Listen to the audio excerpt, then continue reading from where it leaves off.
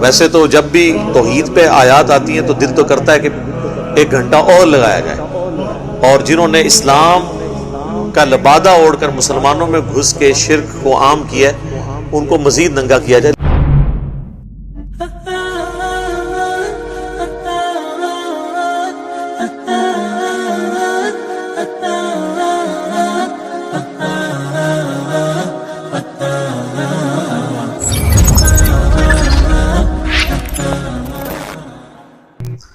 اعوذ باللہ من الشیطان الرجیم، بسم اللہ الرحمن الرحیم۔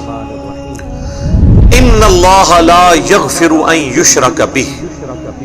بے شک اللہ تعالیٰ اس گناہ کو کبھی بھی معاف نہیں کرے گا، اور امپلائیڈ ہے قیامت کے دن۔ دنیا میں تو سورۃ الفرقان میں آیا کہ اگر کوئی شرک سے توبہ کر لے ہم اس کے گناہوں کو بھی نیکیوں سے بدل دیں گے، سورۃ الفرقان آیت نمبر 70۔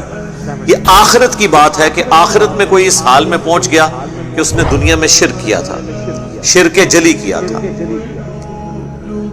تو بے شک اللہ اس کو کبھی معاف نہیں کرے گا کہ کوئی شخص اللہ کے حضور شرک کے ساتھ پیش ہوا۔ وَيَغْفِرُ مَا دُونَ ذَلِكَ لِمَن يَشَاءُ، اور اس کے علاوہ جتنے بھی گناہ ہیں اس کے سوا معاف کر دے گا، لیکن جس کے لیے چاہے گا۔ لمن یشاء، یہ قید لگا دی ہے، یعنی اس میں یہ اشارہ ہے کہ شرک کے علاوہ بھی کسی گناہ کے اوپر پکڑ ہو سکتی ہے، کیٹاگوریکلی اجازت نہیں ہے کہ وہ اللہ اس کی گارنٹی دیتا۔ اس کو سپورٹیو حدیث ہے سنن نبی داؤد کے اندر، اللہ کے محبوب صلی اللہ علیہ وآلہ وسلم نے فرمایا اللہ تعالیٰ یا تو شرک کو معاف نہیں کرے گا یا پھر قتل ناحق کو معاف نہیں کرے گا کسی مومن کے، یعنی جس نے جان بوجھ کے کیا۔ اس کو سپورٹیو سورہ نساء کی آلریڈی آیات بھی گزر چکی ہیں کہ جس نے جان بوجھ کے مومن کو قتل کیا اس کی جزا پھر ہمیشہ کی جہنم ہے۔ اور وہ اتنا کریٹیکل ٹاپک تھا، اس پہ میں نے پھر ویڈیو ڈیٹیل سے ریکارڈنگ کروائی تھی، extra judicial activities, extra judicial killing, قتل ناحق، اس حوالے سے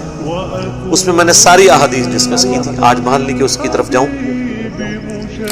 وَمَن يُشْرِكْ بِاللَّهِ فَقَدْ ضَلَّ ضَلَالًا بَعِيدًا، اور جو کوئی اللہ کے ساتھ شرک کرتا ہے یا کرے گا، یہ دونوں چونکہ مضارع کا صیغہ ہے،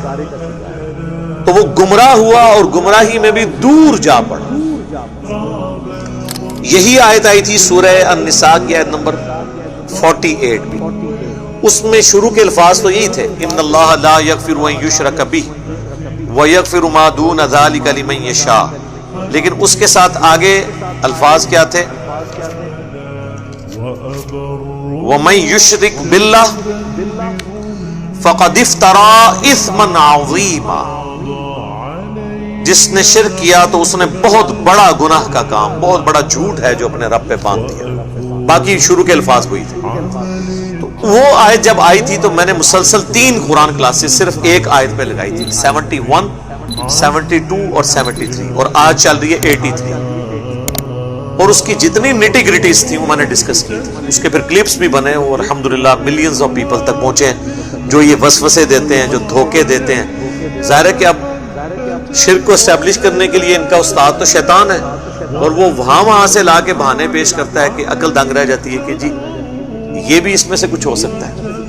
تو جتنے بہانے تھے، اشکالات، وہ میں نے اس میں ڈسکس کیے تھے، اور اس میں سے بھی جو ایک کریٹیکل پورشن تھا آلموسٹ 40 منٹ کا، توحید سے متعلق 10 اشکالات۔ اشکال عربی میں کہتے ہیں جس طرح آپ اردو میں کہہ لیں چیز کا مبہم ہو جانا یا ایمبیگوٹی، پتہ نہ چلے کہ یہ ہے یہ، حالانکہ وہ ہوتی واضح ہے لیکن وہ ایسا الجھاتے ہیں۔ اس میں مثلا میں نے یہ بھی بتایا تھا کہ وہ کہتے ہیں جی اگر غیر اللہ سے مانگنا شرک ہے تو پھر امی سے روٹی نہ مانگے، اللہ سے مانگے۔ اندازہ کریں، ایک عام آدمی سوچتے ہیں یار واقعی یہ تو اس طرح، حالانکہ پھر اس کو یہ پتہ ہی نہیں کہ قرآن میں ظاہری اسباب کو تو اللہ نے ویسے الگ کیا ہے۔ وہ اللہ نے پیاس بجھانے کا ذریعہ پانی کو بنایا، بھوک مٹانے کا ذریعہ روٹی کو بنایا، اور پھر اسباب کے ساتھ اس کو جوڑا، اور اس کا قرآن میں حکم دے دیا وَتَعَاوَنُوا عَلَى الْبِرِّ وَالتَّقْوَى وَلَا تَعَاوَنُوا عَلَى الْإِثْمِ وَالْعُدْوَانِ، نیکی اور پرہیزگاری کے کاموں میں ایک دوسرے کی مدد کرو، برائی میں الگ۔ وہاں تو مدد مانگنے کا حکم ہے، وہ تو آپ کافر سے بھی مدد مانگ سکتے ہیں، لیکن جو دعا ہے ایاک نعبد و ایاک نستعین، ہم صرف تیری ہی عبادت کرتے ہیں اور تجھی سے دعا مانگتے ہیں، تجھی سے مدد مانگتے ہیں۔ یہ والی جو مدد ہے نا، یہ خاص اللہ کے ساتھ، اللہ نے اپنے ساتھ خاص کر لی ہے اس کو عبادت کے طور پہ۔ تو اس پہ چونکہ بڑی ڈیٹیل میں نے ڈسکشن کی ہے، یہاں پہ میں سکپ کر رہا ہوں۔ ویسے تو جب بھی توحید پہ آیات آتی ہیں تو دل تو کرتا ہے کہ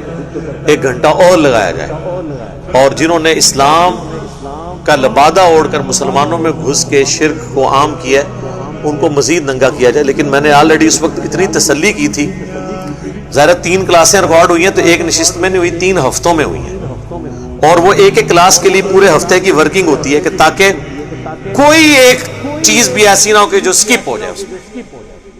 لوگ کہتے ہیں جی مختصر بات کریں، میرے بھائی جہاں پر 11ویں شریف کو ثابت کرنے کے لیے 1100 صفحوں کی کتاب لکھی جائے تو سر ہمیں 11 گھنٹے تو دیں نا کہ ہم اس کا جواب دیں۔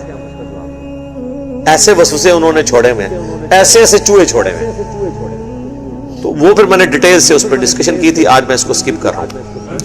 إِن يَدْعُونَ مِن دُونِهِ إِلَّا إِنَاثًا، یہ تو نہیں پکار رہے مگر دیویوں کو، فیمیل دیویوں کو، مؤنس جو دیویاں ہیں ان کو پکار رہے ہیں۔ اچھا اب ان کے جو نام بھی تھے نا سارے وہ فیمیلز والے تھے، لات، منات، عزا، جو انہوں نے بتوں کی اور دیویاں جو بنائی تھی فرشتوں کی بنائی ہوئی تھی،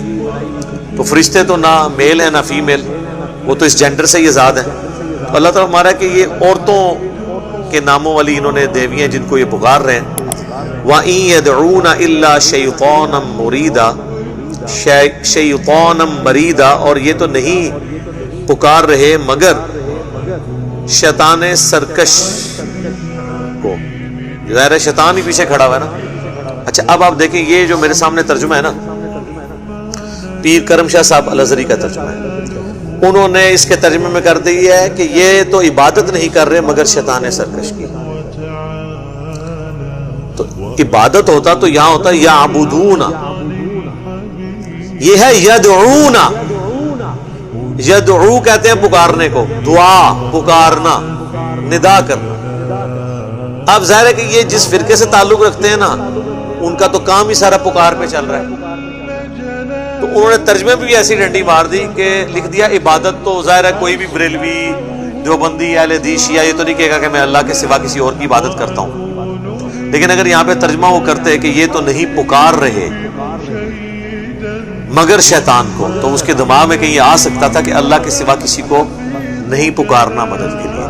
تو کبھی اس کے دماغ میں آ سکتا تھا کہ یہ میں جو یا شیخ عبد القادر جیلانی مدد یا علی مدد کہہ رہا ہوں، یہ تو میں اللہ کے مقابلے پہ ان ہستیوں کو پکار رہا ہوں، اور ان ہستیوں نے کہیں یہ نہیں کہا۔ آج جیزس کرائسٹ کے نام پہ اتنا بڑا شرک کھڑا ہوا ہے پوری دنیا میں کہ یقین کریں کہ اگر حضرت عیسیٰ ابن مریم پیغمبر نہ ہوتے تو دنیا میں سب سے زیادہ انہیں کنڈیم کیا جاتا توحید کے حوالے سے۔ اب چونکہ ان کے پیچھے قرآن کھڑا ہے اس لیے وہ ہمارے اس غصے سے اور ہمارے وہ جو درد جو ہمارا ہے توحید کے حوالے سے وہ بچتے ہیں کہ ہم کہتے ہیں ان کی تعلیمات نہیں ہیں۔ اللہ نے تو یہاں تک ان کو ڈیفینڈ کیا ہے، لقد کفر الذین قالوا ان اللہ هو المسیح ابن مریم، بے شک وہ کافر ہیں جو یہ کہہ رہے ہیں کہ اللہ ہی عیسیٰ ابن مریم ہے۔ وقال المسیح، جبکہ مسیح نے تو یہی کہا تھا اپنے فالوور سے، اعبدوا اللہ ربی و ربکم، عبادت کرو اس رب کی جو میرا بھی رب ہے تمہارا بھی رب ہے۔ انہ من یشرک باللہ، بے شک جو کوئی اللہ کے ساتھ شرک کرے گا، فقد حرم اللہ علیہ الجنہ، تو بے شک اللہ نے اس پہ جنت حرام کر دی ہے، ومأواہ النار، اور اس کا ٹھکانہ ہے جہنم، وما للظالمین من انصار، اور ایسے شخص کا قیامت والے دن کوئی مشکل کشا مددگار نہیں۔ تو اللہ تعالیٰ نے جیزس کرائسٹ عیسیٰ ابن مریم کی صفائی خود قرآن میں دے دی کہ ان کے نام پہ اگرچہ انسانیت کا سب سے بڑا شرک ہوا لیکن وہ بری ہیں، ان کی یہ تعلیمات نہیں تھی۔ تو پھر سیدنا علی یا شیخ عبد القادر جیلانی وہ بھی بری ہیں،